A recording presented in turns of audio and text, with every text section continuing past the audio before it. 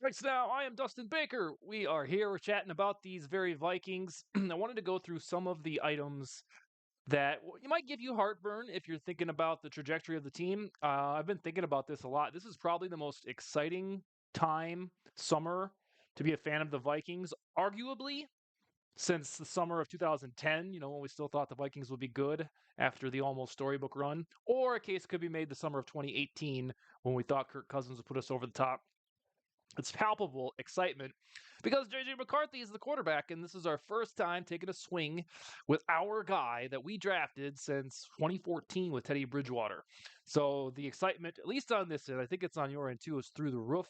But I do want to pump the brakes a little bit in this episode to explain if things go wrong, these are going to be it. So, like the red flags, if you will. I'm going to jump right into these on this fine Sunday night. All right, the very first thing, it's a common topic on the show, but it has to be reiterated, is right now we have hopeful maybes for the rushing offense. What do I mean? Well, Kevin O'Connell showed up in 2022, had Dalvin Cook the last part of when he was still pretty good, and the Vikings ranked 27th per rushing DVOA. The following year, they said, you know what, we're going to fix this.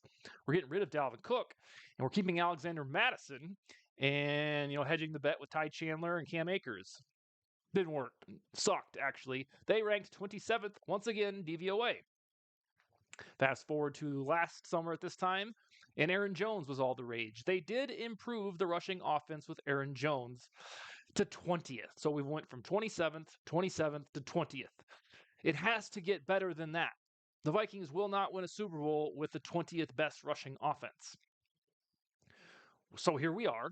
We have Aaron Jones again. We paid him 2 years, $20 million, kind of like a lifetime achievement contract. They traded for Jordan Mason, who I think will become one of Vikings fans' favorite players before too long because, he scores rushing touchdowns on 3rd and 1, 3rd and goal from the 2-yard line. And then Ty Chandler, I don't know if he's going to make the roster. They got an undrafted guy in Trey Stewart. But not the number one, but the number 5 red flag about this team, that if things go wrong, it's probably going to be because we've heard the same old song and dance about we're going to have a balanced offense, we're going to run the football, and then it only markedly improves, or in 2023 circumstance, it got putrid. So keep an eye on the rushing offense. You'll know the Vikings are a Super Bowl contender when they can run the ball efficiently. Number 4, counting down to number 1, is the murderous schedule. We did a couple shows on this when that came out in May. Listen, there aren't really any easy spots on this Viking schedule. I know that things will change. Quarterbacks will get hurt. Coaches will get fired. Playmakers will not, play because of injury. But the way it looks right now, there are no easy stretches for the Vikings. I think if you had to pick, you'd say the European trip. Like the Steelers, unless you think Rodgers returns to his MVP form. Fun fact, Aaron Rodgers has not led a team to a winning record in 4 years, if you can believe that. So I think we know as a very baseline, the Steelers will be 9-8 at worst, or maybe 8-9 if they finally have a little losing record. So maybe the Steelers as a somewhat easy game, but I mean, who am I to say playing the Steelers is going to be easy? And then after that, they have the Browns in London, which the only way that they're going to be straight up balling is if Shadur Sanders effectuate his top 3 draft stock that we had back in February.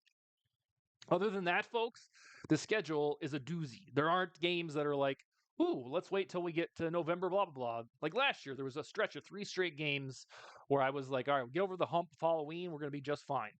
Thankfully, if you want to spin this positively, the schedule, it ranks 5th toughest per, the strength of schedule metrics, like all of them. It was the same thing last year, and the strength of schedule just didn't matter. Sam Darnold cooked most of the time, and the Vikings went 14-3. But right now, it's one of the main things that gets on my nerves. The schedule is so tough, and it's like, really, like we couldn't have one of those ones like the NFC South teams always have the easiest schedules in the league. Nope. The NFC North is just too brutal. So that's number 4. Number 3, nobody really talks about this. And I don't know why. Maybe it's because it's a spring and summer of optimism. But number 3, all of the impactful veteran free agents that we celebrated, we did cartwheels over: Javon Hargrave, Jonathan Allen, Ryan Kelly, Will Fries. Every single one of them ended the season on injured reserve last year. So there's this reasonable paranoia that you think one or two of them are they going to succumb to injury? Now that's, stinking thinking, but it has to be mentioned because remember what happened to Marcus Davenport in 2023? He was the edge solution that offseason, played what, 3.5 games, and now he's the butt of Vikings fans' jokes forever. So I just want to point out that if this season disappoints, it's going to be because we look back and we say, well, yeah, Kwesi signed 4 injured guys, paid them mega bucks. He thought every single one of them was going to be healthy and play 17 games. I think it's like I certainly endorse those 4 additions, and I'm glad they're on this team. But I'm a little apprehensive and thinking, wouldn't it be weird if every single one of them is ready by week 1 and on top of that plays 15, 16, 17 games? Every guy that they onboarded that we were like, yeah, was hurt last year. So keep that one in mind. All right, what else we got? The best laid plans at cornerback. What do I mean by that? It's pretty simple, actually. Jair Alexander was there for the taking. $4 million. If he gets incentives, he gets $6 million with the Ravens. If he was going to be that cheap, Vikings, you couldn't sign him. I digress. The cornerback room right now is, we think it can be good because there's this trust in Isaiah Rodgers, sponsored by Brian Flores. But let's look at this cornerback group. Byron Murphy Jr., he was a Pro Bowler. He's the CB1. We're not debating that. But after him, we are hoping for at least one guy to show up and be a 17-game starter. Isaiah Rodgers has never consistently done that when he wasn't suspended. Maybe he's the fix. Maybe he's this year's Andrew Van Ginkel, and we applaud Brian Flores, and guys like me look stupid, at the end of June, looking back on a podcast like this. But they're putting all their faith in Isaiah Rodgers when you could easily trade for Jalen Ramsey. That'll probably cost you a 3rd or 4th round pick. You could probably send a 3rd rounder to the Dolphins for Ramsey and like a 6th, I think. Haven't done that yet. And there's ties between Jalen Ramsey and Kevin O'Connell with the 2021 Rams. Maybe a Ramsey trade isn't achievable. You still have Mike Hilton, who's a free agent. Asante Samuel Jr. In like a week or two, we should figure out what his medical prognosis is. Jack Jones is decent. Rasul Douglas, I don't really like, but some people do. So there are ample solutions. Stephon Gilmore for age 35 season. There are all of these cornerback solutions in the Vikings orbit that are either just chilling, marinating there on free agency, passing them by as Jair Alexander goes to play incredibly cheap for the Ravens, and then the big fish in Jalen Ramsey.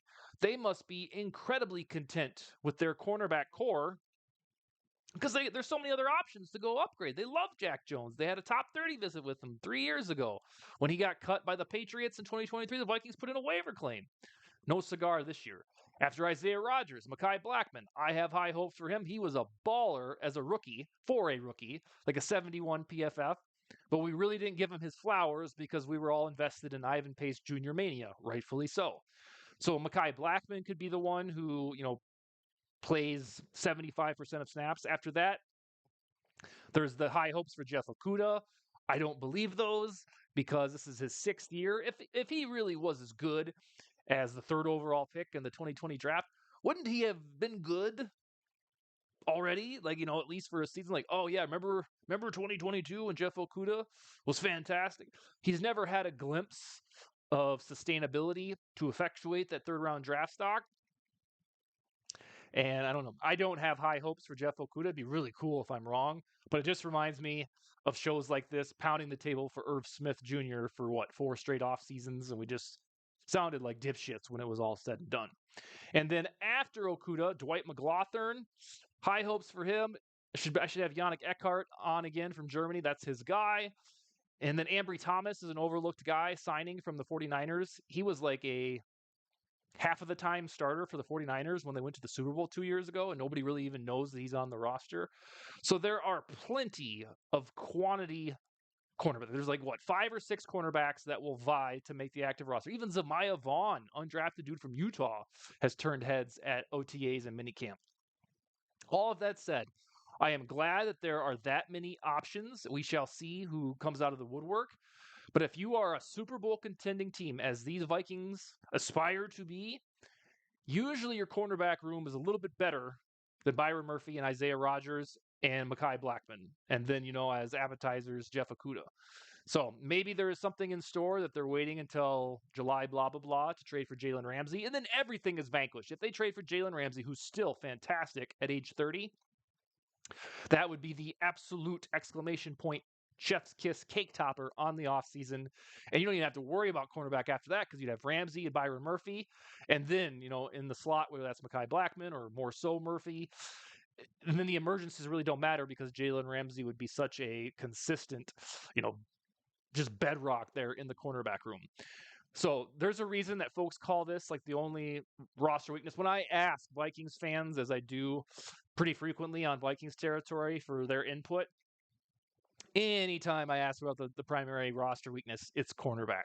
So we shall see. Maybe Isaiah Rogers is just flat out good. Maybe Mekhi Blackman back better than ever. Mekhi Blackman's either 26 or going to be 26. So that guy's got to be good right now. The time is now for Mekhi Blackman. We don't have time to dick around and see if he's going to develop. He has to be good right now. That's the price you pay when you draft a 24-year-old rookie in the 2023 NFL draft.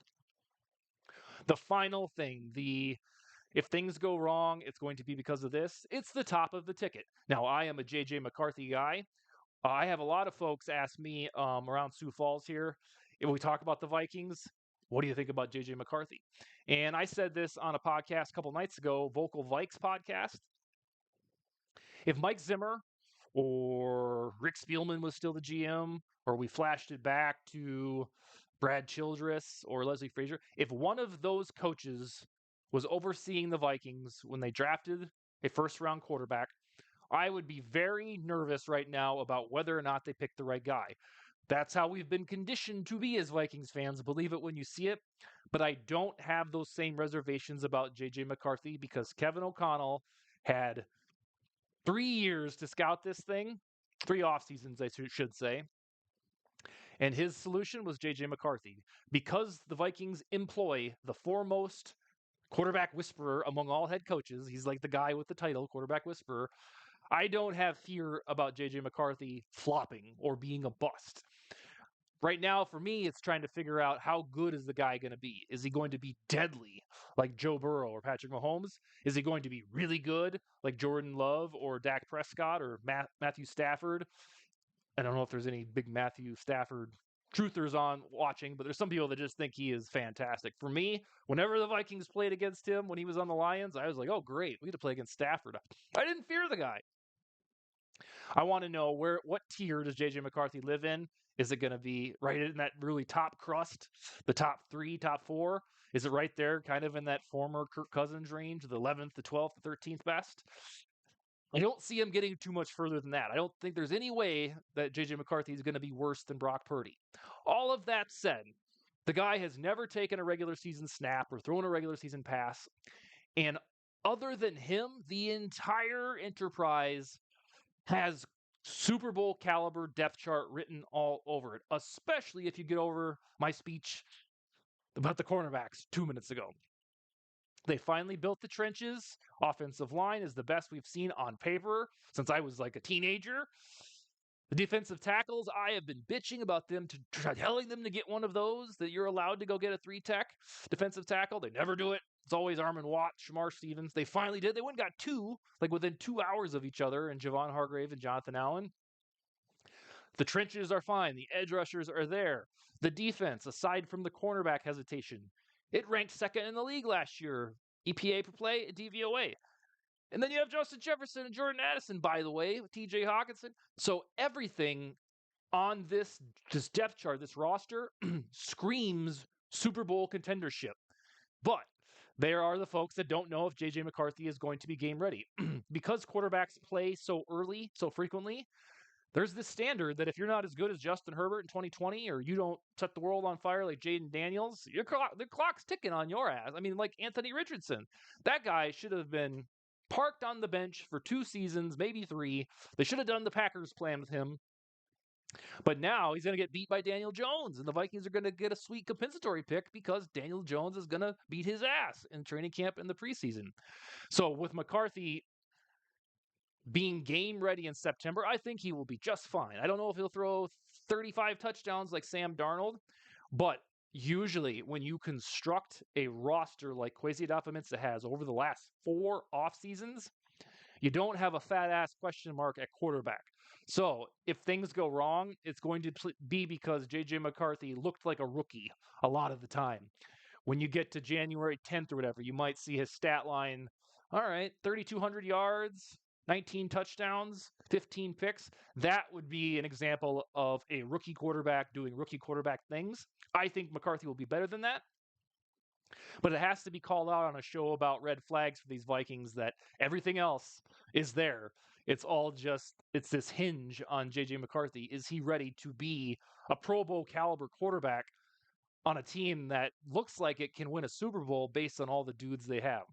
All right, that's all I got for Vikes now this weekend. Skol, baby.